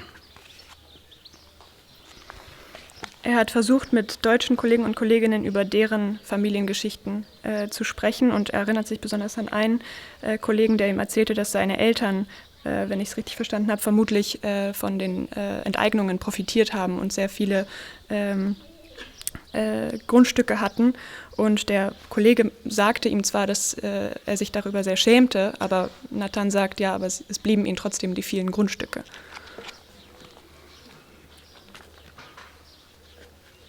But this is until now, you know. When I came about a week ago to here, met the people from the Blue Haus, see a colleague like me that went through the same generation, I feel much better here. I can say categorically that the Blue Haus and their wonderful, dedicated people made the difference, and I feel somehow at home. Er sagt, wie erwähnt, dass er sich in Deutschland bisher eher unwohl gefühlt hat und dass das Blaue Haus und die Menschen, die er hier kennengelernt haben, den Unterschied gemacht haben. Und jetzt fühlt er sich hier fast ein bisschen zu Hause. I can say that the Blue Haus is doing, I'll say it in Hebrew, Avodat Kodesh. Who can translate Avodat Kodesh? Holy work. I learned so much about my family that I didn't know, and I'm looking forward to learn more about it. For example, I didn't know that the Uffenheimers had a big factory here. Many years ago, they employed 600 people, about 300 prisoners and 300 from local people here.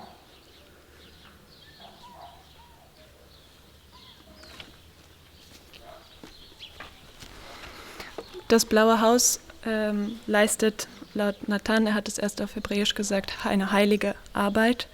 Und er lernt hier sehr viel über seine eigene Familie. Zum Beispiel wusste er nicht, dass die Uffenheimers hier in Breisach eine große Firma hatten, in der sie zu einem bestimmten Zeitpunkt 600 Menschen beschäftigt haben, darunter 300 Gefangene aus den Gefängnissen und 300 Breisacher und Breisacherinnen.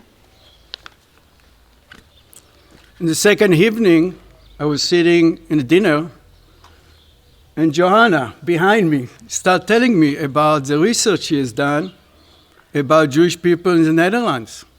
And there is a whole effort going on in the farm where my father was apprentice. And there's a whole book and almost a movie done about his escape from the concentration camp. And I'm looking forward to learn more about that. An einem der Abende hier haben wir darüber gesprochen, ich habe gerade ein Jahr in den Niederlanden gelebt, dass in den Niederlanden sich auch einiges tut an Erinnerungsarbeit und dass zum Beispiel dieses Hachschara-Lager in Wieringer Meer, dass sich dort auch gerade ein Erinnerungsort im Aufbau ist und es unter anderem eben auch Bücher und Artikel und sowohl über die Flucht von Martin Uffenheimer und seinem Kumpanen als auch über dieses Lager gibt und er freut sich darauf, immer mehr darüber zu erfahren. Another impactful activity that we undertook here is to talk with students in middle school and high school. I was surprised, unfortunately, to hear how little they know about this period. When we asked them how many people know what their grandparents did or great-grandparents did during the war, maybe a third raised their hand. When we asked them what they know, they knew really little. Oh, he was there, he wasn't this officer, he did this. So we have a challenge. Was ihn auch sehr mitgenommen hat während der Woche, die er jetzt hier ist die Begegnung mit Schülerinnen und Schülern von Breisacher Schulen. Er war sehr überrascht, wie wenig die meisten von ihnen wussten. Er hat zum Beispiel gefragt, wie viele von ihnen überhaupt irgendwas über ihre Großeltern oder Urgroßeltern und ihre Rolle während des Zweiten Weltkriegs wussten. Und nur 1/3 haben überhaupt in Ansätzen gewusst, was sie getan hatten und konnten nur anekdotisch erzählen. Er sieht das also als eine Herausforderung an uns alle. So I want to leave you with 3 takeaways. 1, thank you to the Blue Haus for me and Tuvik and everybody for a moving and very impactful program. It's nice to move forward toward reconciliation, and we're looking forward to establishing further and looking at the development of the Blaues Haus. Er möchte besonders 3 Dinge mitgeben. Das erste ist, dass er sich beim Blauen Haus bedankt für diese Woche und er freut sich auf die weitere Kooperation. Takeout number 2. We'll encourage you to continue to support the Blue Haus. It makes a great difference. And for the politician or the influencer here, as they say in the United States, put your money where your mouth is. Gibt es das im Deutschen auch? Aber ich glaube, Sie haben es verstanden. Also er nutzt die Gelegenheit, dass er hier vor auch politischen Vertretern und Vertreterinnen sprechen kann, um zu sagen, bitte benutzen Sie nicht nur große Worte, sondern unterstützen Sie auch tatsächlich tatkräftig und finanziell diese Projekte. Another way of saying is talk is cheap. No need for translation. The third takeaway that I would like to with you is to continue to develop programs with the young generation. They are our future. Knowing is good. Fighting misinformation that is all over the internet today. Fighting anti-Semitism and developing effective tolerance. Besonders wichtig an der Arbeit des Blauen Hauses und was er besonders unterstützen möchte, ist die Arbeit mit jungen Generationen, ihnen beizubringen, gegen Fake News, gegen Antisemitismus vorzugehen und sich für Toleranz einzusetzen. And I would like to end with a little story. Yesterday, I called my wife and I started telling her about my experience here. And I kept on talking. How emotional it was here, how much I learned about my family, about the environment here, about the Blue Haus. I read about the Blue Haus on the internet, through emails. Being here makes a difference. And then my wife told me, I hope our kids will come here, our grandkids will come here. And what I think is, I hope the Blue Haus will still be around when they are going to be ready to come. And more than that, I hope it will thrive and develop to a much more impactful program here in the area and around Germany and the world. Er würde gern mit einer kleinen Geschichte enden. Gestern sprach er mit seiner Frau über alles, was er hier gelernt hat, über seine Familie und was es in ihm für Emotionen auslöst. Seine Frau sagte gleich, dass sie hofft, dass ihre Kinder und Enkelkinder irgendwann herkommen können. Er hofft daher, dass es das Blaue Haus noch sehr lange geben wird, damit Zeit ist, dass seine Nachfahren herkommen. Und er hofft auch, dass das Blaue Haus seine Projekte noch weiter ausbreiten kann, noch bekannter werden kann in der Region und in der Welt. Thank you.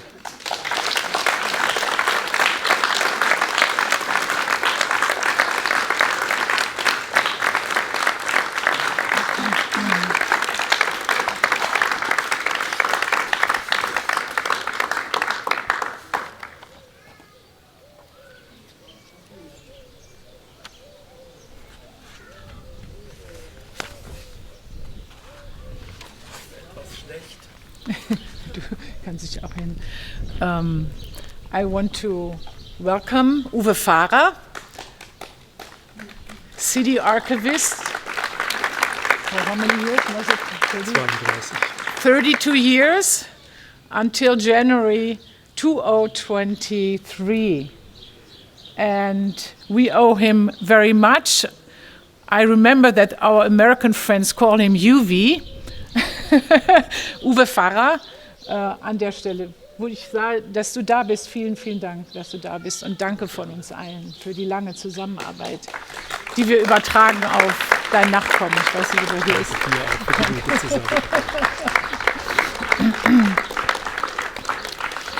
So I'm trying to make my speech, I put myself at the end to be able to make it really short and cross out everything our guests and others have already said. I want to start. Dear Ella, liebe Naomi, wo bist du? Where's Naomi? Naomi Alberts, another young woman arrived. I want to welcome her. Dear Karl, you're there, Karl Steg. And dear Uri, where's Uri Tänzer? In the back? Uri. So I'm naming the four of you as kind of a brace, the youngest ones and the oldest ones of the group. And I want to remember and name the name of the families, the descendants who are here. That's the Bär family, die Bärs, die Burgheimers, Eisemann, natürlich, Geismar, Grumbach, Kahn, Levi mit dem I, Levi mit dem Y, ist wichtig, Model und Weil und Wurmser. Ich habe die Jüngsten genannt und begrüßt und die Ältesten in unserer großen Gruppe wie eine Klammer, die die anderen einschließen. I want to thank all of you from the heart that you came, and I want to just shortly remind you of our beginnings. In the Blue House we have an exhibition with 25 posters, one for each year, and I'm not going to tell you what's on there. It's in German and English, so everyone go and see and go and read a bit and look at the wonderful pictures out of 25 years. Ich werde nicht erzählen, was wir erarbeitet haben. 25 Plakate, für jedes Jahr ein Plakat. Jetzt wundern Sie sich vielleicht, warum sind es nicht 20, sondern 25. Wir haben auch die Vorgeschichte, die ersten Jahre mit einbezogen. I want to go back just one moment to my speech and my quotation I made in 1999 when we formed the Förderverein ehemaliges Jüdisches Gemeindehaus, the Association for the Preservation of the Jewish Community Center.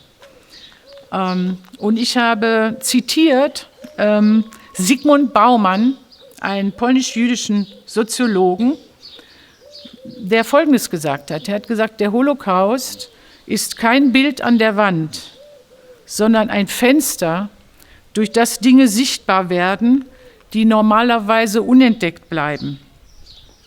Und was zum Vorschein kommt, geht nicht nur die Urheber, die Opfer und die Zeugen des Verbrechens an, sondern das ist von großer Bedeutung für alle, die heute leben und auch in Zukunft leben wollen.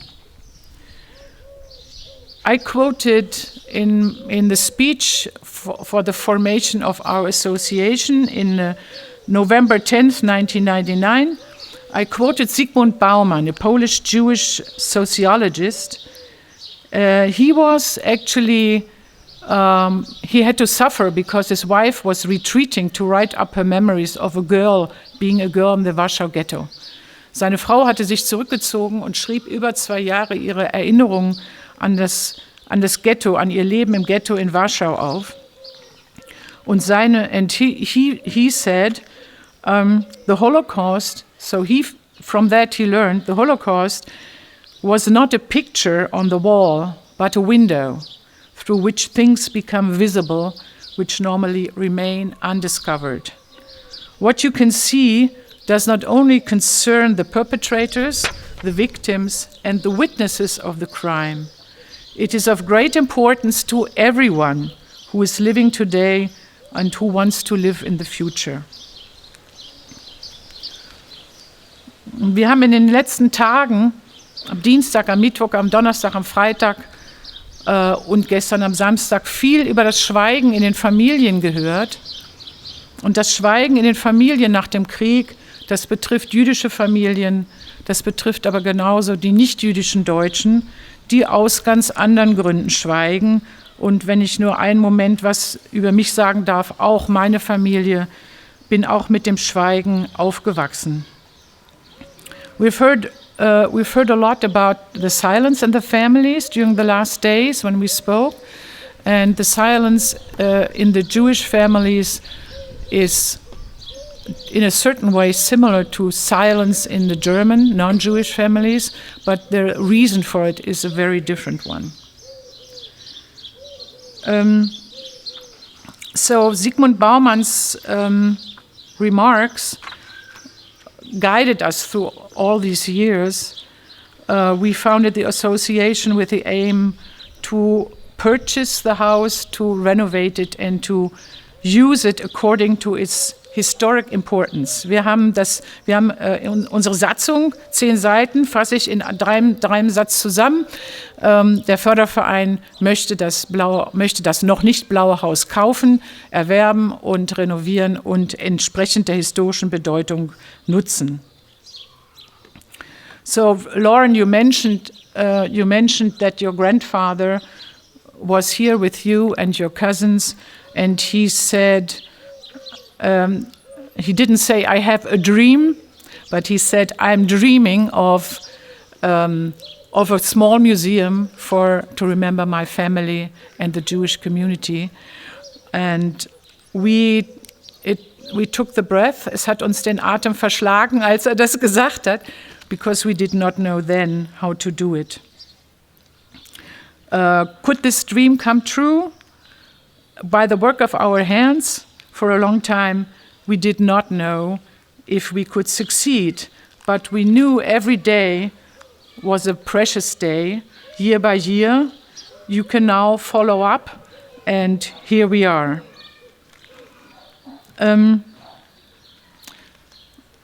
I specifically want to thank, first of all our visitors, or the descendants of Jewish families of Breisach, for taking the long trip to come, for staying here, for being patient, for contributing so much to creating these days. To summarize what helped, I just want to mention the city of Breisach. I thanked Uwe Farrer in particular. I want to mention the county. I want to mention the Geismar company, and Markus is representing here his former company. They helped us year by year to get rid of the debts, and getting rid of the debts paved the way for a new era, I would say. And the new era started with the support of Rolf Mattis. Where are you? I saw you. Rolf Mattis and his family foundation. Thank you for being here, and your contribution was enormously important to improve our work for the young people. Die Unterstützung der Mattis Stiftung war überzeugend wichtig, um unsere pädagogische Arbeit zu entwickeln. Many people, for 20 years almost, we did all the cleaning in the house. Just to mention, we did the work in the garden. Now we have people come in to help us, which is great. I want to thank Aktion Sühnezeichen and Florian, although you're not, you were here as Topographie des Terrors Mitarbeiter. Aktion Sühnezeichen played a big role in hands-on every year to improve the work.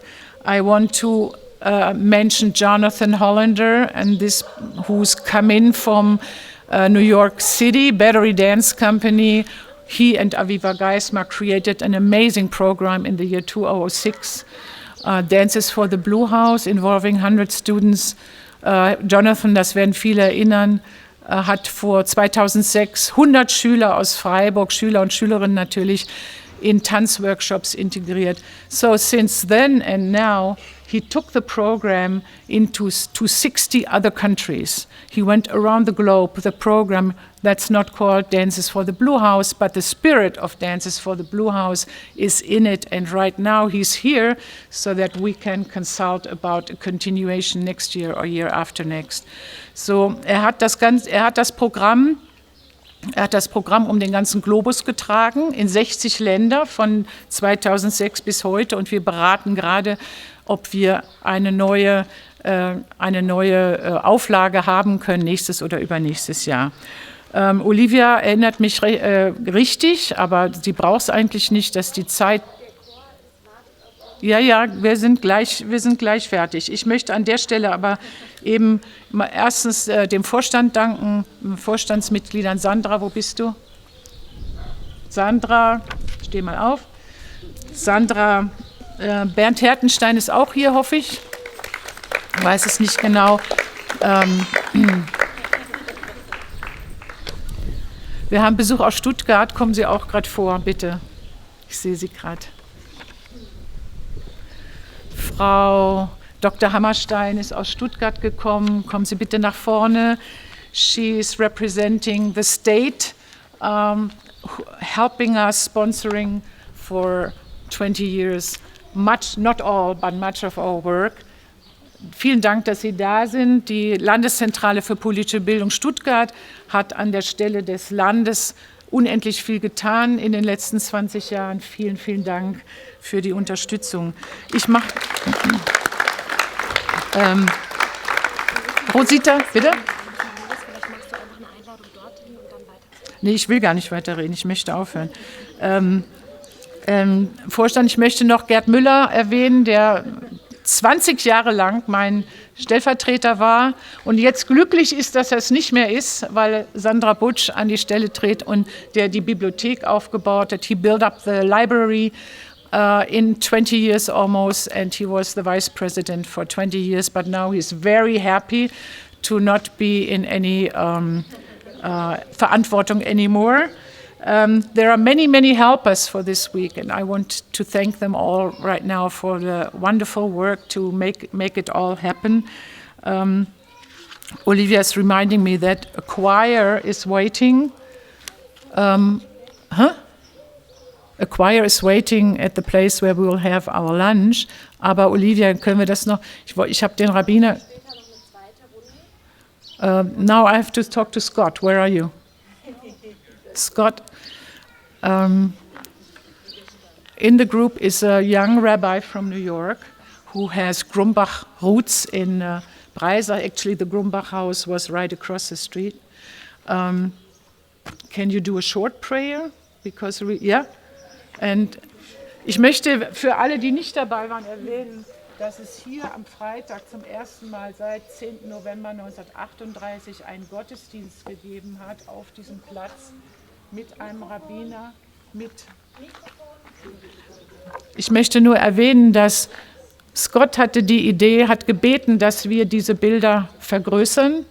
Und jetzt gehören sie zu unserem Schatz. Und am Freitagabend gab es hier mit ihm und mit Marlena Tänzer. Wo bist du, Marlena? Kantorin Marlena. Ein Gottesdienst, den beide zusammen entwickelt haben und gefeiert haben, mit dem Anfang hier, mit einer Fortsetzung im Blauen Haus. I just told about Friday. Okay, thank you. Okay. So in the Jewish tradition, we have different prayers to sanctify time. And there's a prayer that is said to sanctify the new month, and that is known as Rosh Chodesh. And it's not Rosh Chodesh now, but we're here to celebrate the first 20 years of the Blue House. And I thought that we would recite a prayer that is inspired by the blessing for the new month to bless the next 20 years of the Blue House. I will say it in Hebrew and then in English. Yehi ratzon Adonai Eloheinu ve'Elohei avotenu, shetitchadshu aleinu hashanim hakrovot, litova v'livracha, lisason ulesimcha, lishalom v'achva, re'ut v'ahava, la'avoda v'yitzira, parnasa v'chalkala, lishalvat hanefesh uvriut haguf, l'chaim shel derech eretz, v'ahavat Torah, l'chaim sheyamalu bam mishalot libenu, litova, kein yehi ratzon. Our God and the God of our ancestors, may the next 20 years of the Blue House be years of blessings, blessings of goodness, blessings of joy, peace and kindness, friendship and love, creativity, strength and serenity, fulfilling work and dignity, satisfaction, success and sustenance, physical health and radiance. May truth and justice guide our acts, and compassion temper our lives, that we may blossom as we age and become our sweetest selves. May it be so, and let us say, Amen. There's a Jewish prayer called the Shema, which is taught to children at the earliest ages, and parents tuck their children in at night and say the Shema with their children. And it's also, the Shema is said traditionally on our deathbeds as the last thing that we say. The Shema is a declaration of our faith, and for many Jews today, it is a symbol of our Jewish pride. And so I thought we would chant the first line of the Shema together to close before we go to lunch. And traditionally, when we recite the Shema, we cover our eyes with our right hand as a way of concentrating. And so in this place where our ancestors used to gather on Shabbat and holidays and other happy occasions, I'd appreciate if we can cover our eyes and we will recite the first line of the Shema together. Shema Yisrael, Adonai Eloheinu, Adonai Echad. Thank you.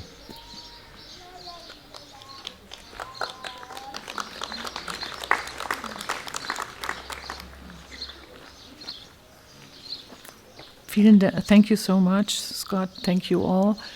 The Blue House has a small funding for this week under the title. It's a federal program called MITEINANDER, REDEN, talking to each other in very different settings. So we invite you to go to the space that our team has prepared beside the Blue House to have lunch together.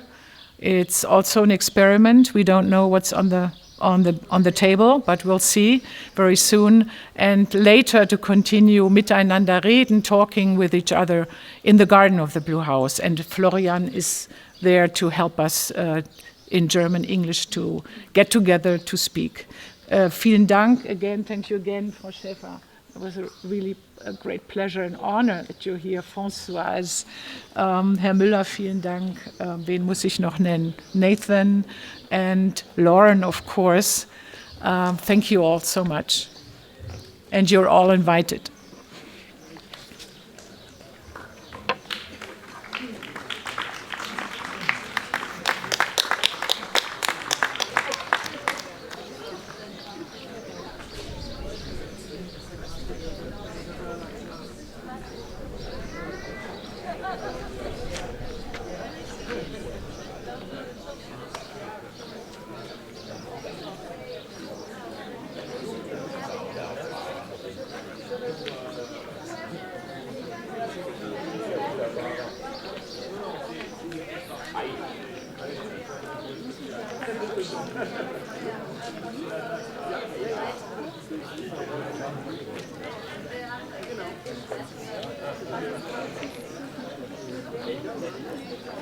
Genau.